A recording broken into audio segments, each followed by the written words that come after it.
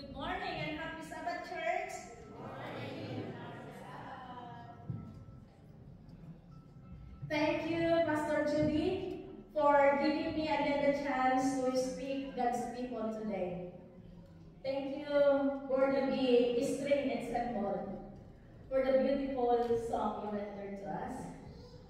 So before we continue, let's bow down our heads for prayer. Father in heaven, as we open your words this morning, I pray with you that the Holy Spirit will move among us.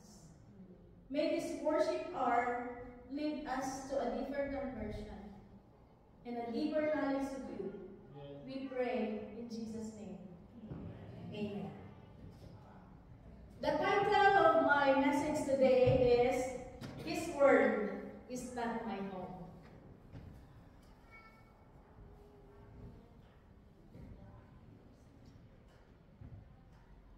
In Matthew 6, verse 19 to 21, that's our memory text. Do not lay up for yourselves treasure on earth, where moth and rust destroy, and where thieves break in and steal. But lay up for yourselves treasure in heaven, where neither moth nor rust destroy, and where thieves do not break in and steal. For where your treasure is, there your heart will be also.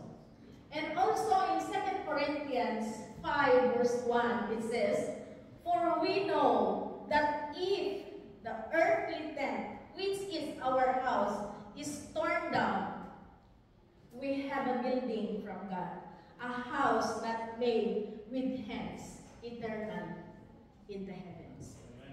So, as Paul wrote to the brethren in Corinth, he described the fact that our lives on earth is temporary, yet we have an eternal home in heaven. It is important that we understand this. This world is not our home. Our real home is in heaven. Who wants to go to heaven? All of us. My question is this: what is home? When people think of home, many thoughts of emotions must come to mind. I want to notice 4 characteristics of home found in scriptures and use this as the basis for our comparison. Number 1, home is a place of comfort. When David decided he wanted to build a temple, he vowed that he could not enjoy the comfort of home until the task was completed. In Psalms 132, verse 3 to 5, it says, kindly read with me. Surely I will not enter my home, nor lie in my bed. I will not give sleep to my eyes, or slumber to my eyelids, until I find a place for the Lord, a dwelling place for the mighty one of Jacob. Though God would choose David's son Solomon to build the temple, the point that David expressed is commonly understood.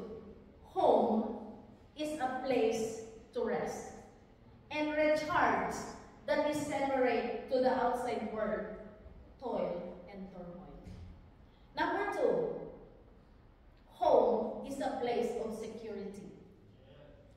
When Lot welcomed the 2 angels into his home in Sodom, you remember that story? The men of the city surrounded their house and demanded that the visitors be given to them. You remember that? So Lot pleaded for them and said, only do nothing to these men, inasmuch as they have come under the shelter of my roof, found in Genesis 19 verse 8. He argued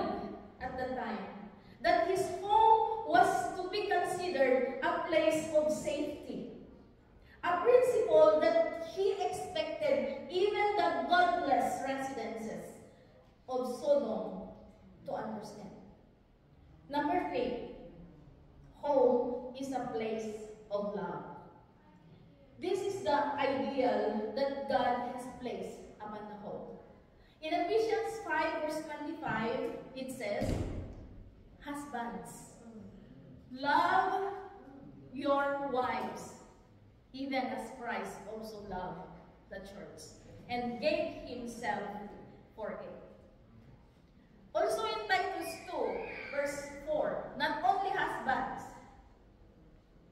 that in Titus 2 verse 4 it says, that they may teach the young woman to be sober, to love their husbands, to love their children.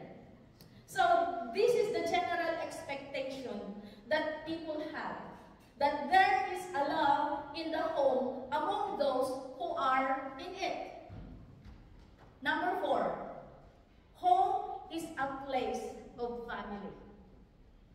The reason why home is a place of family, of love, is because it is primarily a place for family.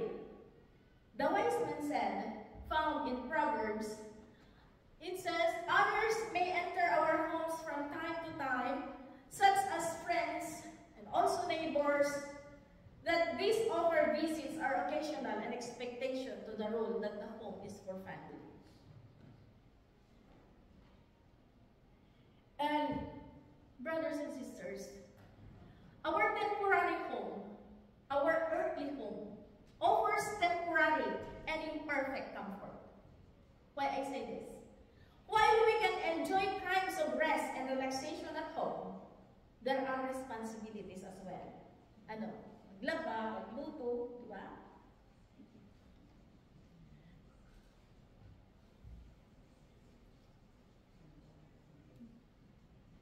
There is always work to be done.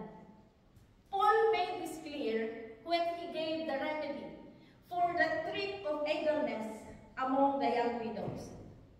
Let's read 1 Timothy 5 verse 14.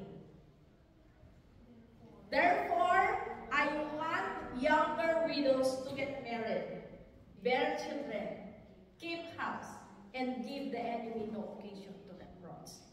Furthermore, houses do not remain comfortable if they are not maintained.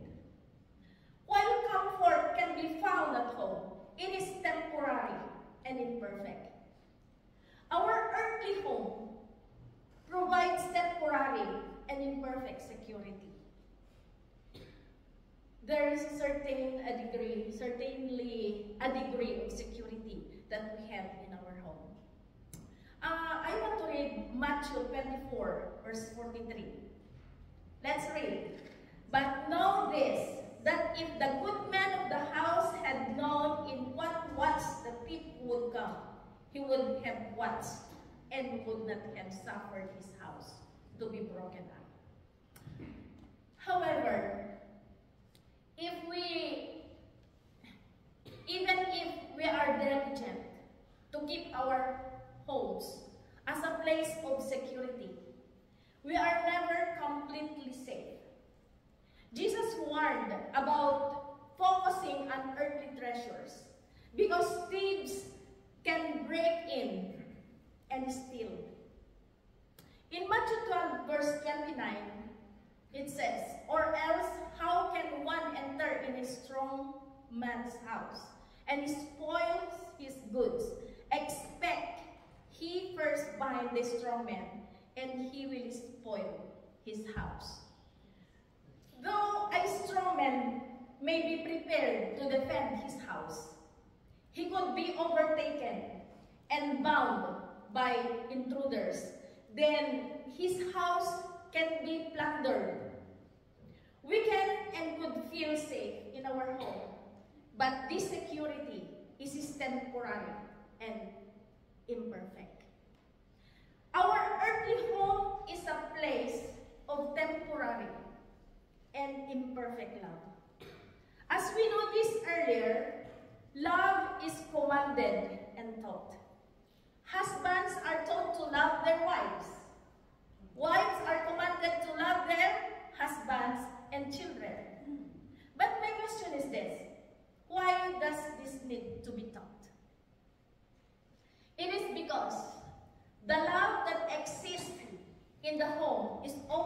lacking or it fades.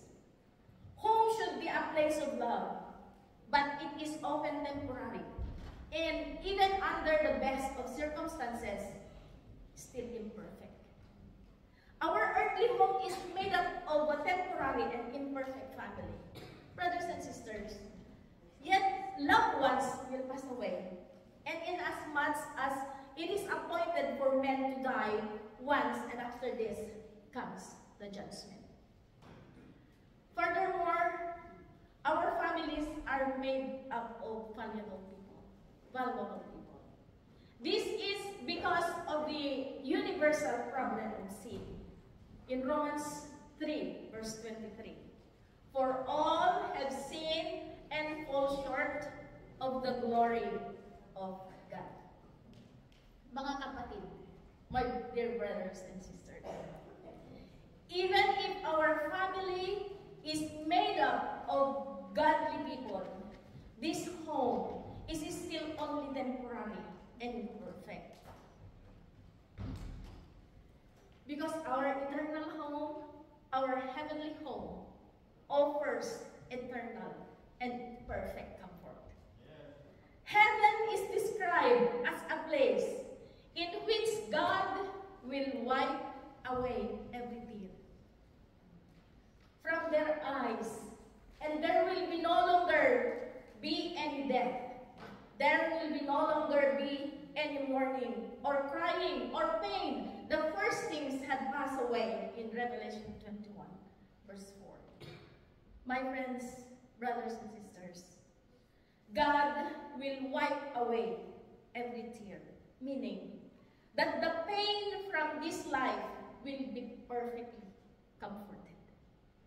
There will also be no cause of pain in the future for eternity, as all things had caused sorrow will have passed away.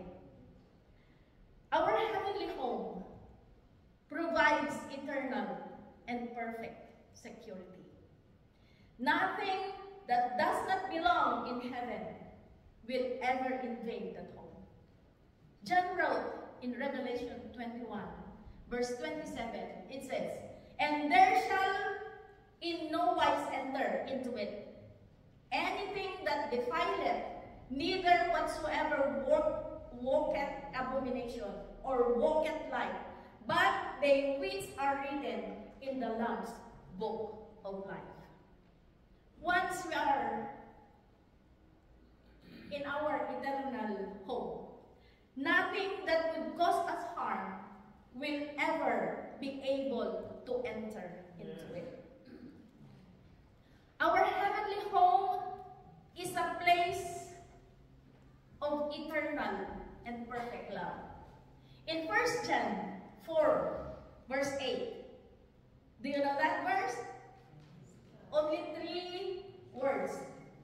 God is love.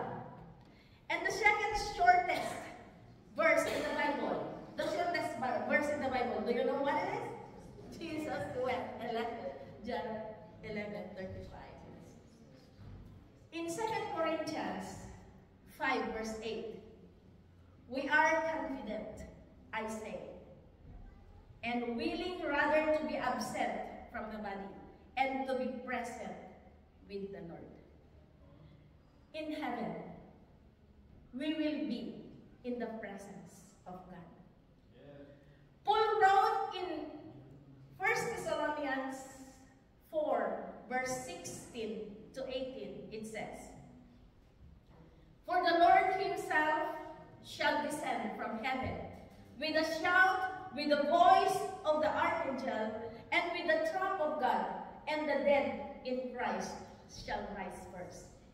Then we which are alive and remain shall be caught up together with them in the clouds to meet the Lord in the air, and so shall we ever be with the Lord. Amen. Also in 1 Thessalonians 4:18, wherefore comfort one another with these words. Jesus displayed the greatest love by laying down his life for us. Found in John 15, verse 13. Greater love hath no man than this, that a man lay down his life for his friends. Brothers and sisters, heaven is a place of perfect love because we will be in the presence of the Lord. Our heavenly home is made up of an eternal and perfect family. Jesus warned about the possibility that serving Him would put us in a position to our earthly families. Matthew 10, verse 34. Do not think that I came to bring peace on earth. I did not come to bring peace, but a sword. Also in 10, verse 35. For I came to set a man against his father, and a daughter against her mother, and a daughter-in-law against her mother-in-law. And then 36. And man's enemies will be the members of his household. My dear brothers and sisters, even if none of our earthly family is in heaven with us, our spiritual family will be there. We have great privilege through the love of God, Father, to be children of God. Also in Matthew 12, verse 50. For whoever does the will of God, my Father, who is in heaven, he is my brother and sister and mother. We have that great privilege through the love of God, the Father, to be children of God. And Jesus also said in Matthew 12, verse 50, for whoever does the will of the Father in heaven. And we are compared the two homes. There really is no comparison. We will all be together in heaven. Our lives as pilgrims. When we compare the two homes, there really is no comparison.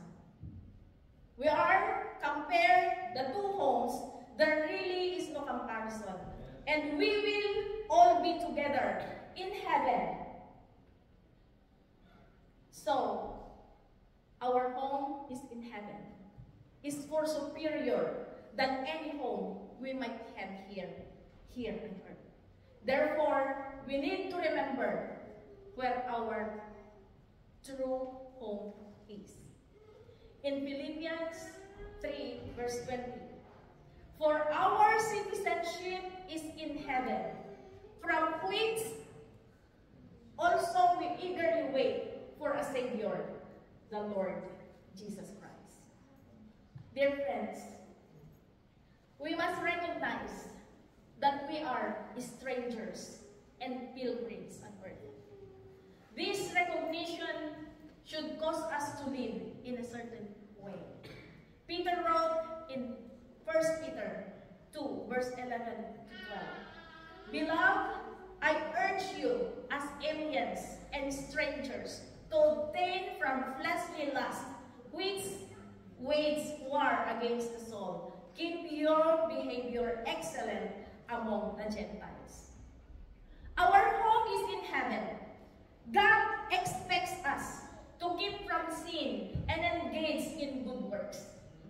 We also need to remember that we will be judged for how we have lived as pilgrims on this earth. In 2 Corinthians 5, verse 9 to 10, it says, Therefore, we also have our ambition, whether at home or absent, to be pleasing to Him. For we must all appear before the judgment seat of Christ, so that each one may be recommended for his deeds in the body, according to what he has done, whether good or bad. Therefore, our conduct is not something to be taken lightly. As we live here on the earth, we must use our time wisely. Because Paul said in Ephesians 5, verse 15 to 16, Therefore, be careful how you walk, not an unwise man, but as wise, making the most of your time, because the days are evil. And Mrs. White says that those who choose to know the truth and follow God, when we clothe with righteousness of Christ, we shall have no release for sin. For Christ will be working with us. We may make mistakes, but we will hate the sin that caused the suffering of the Son of God. Because the controversy between Christ and Satan is not yet ended. The latter is constantly seeking to establish his own power and authority. If he can entangle minds, he will do it. Because the deceptions of Satan are manifold, but the Lord will be our helper if we seek him earnestly. Found in our High Calling page 110. And Mrs. White talked about how bad things were during her lifetime. That surely Jesus must be coming soon. But friends, he's coming now. He's nearing the end. He's nearing at the door. And can hardly believe that we cannot wait much longer.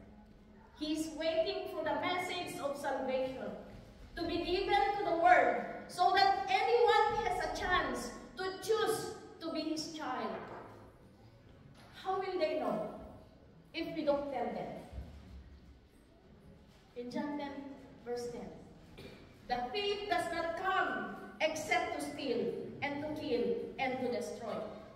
I have come that they have life, and that they have it more abundantly. Whoever wants to be in Matthew 16, verse 24. Whoever wants to be my disciples must deny themselves and take up their cross and follow me. Brothers and sisters, we must keep separate from the world if we would have the love of God abide with us. As soon as we begin to depart from us, but we keep humble, live holy, harmless, and separate from sinners, we shall see the salvation of God. And the graces of the Spirit will ripen in our characters. Our faith and your faith will increase. Our convictions deeper. Our love be made perfect. And for my conclusion,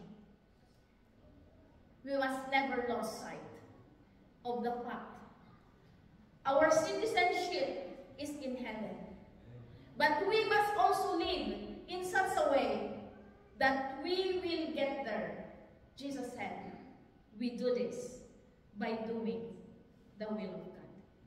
When we get to the end of our earthly journey, we do not want to hear, I never know you. Depart from you, who lawlessness. Brothers and sisters, let us be busy serving the Lord so that we can reach the home in heaven that he has promised to all who love him dearly. Always remember, this world is not my home, it's just a passing through. When we all get to heaven, what a day of rejoicing that will be. Amen. When we all see Jesus, we will sing and shout the victory. Amen. This is my prayer.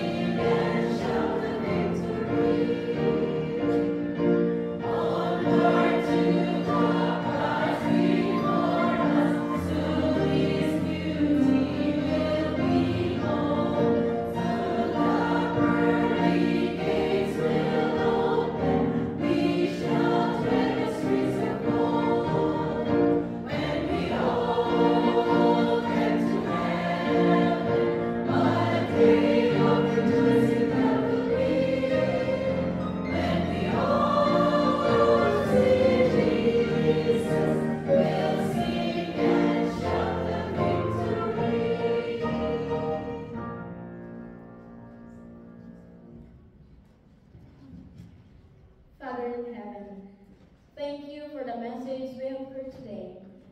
Lord, sometimes it is hard to imagine what heaven will be like. But we know it will be wonderful because you are our God who made it. I pray that we live with the certainty that our place will be with you. Forgive our sins. Search our heart to live a just and righteous life in your eyes. To one day, we will live with you in that heavenly home you prepared for your children. I also pray, Lord, that during our time on this earth, we can make wise decisions, be a light to others wherever we go. This is all we ask. In Jesus' name I pray. Amen.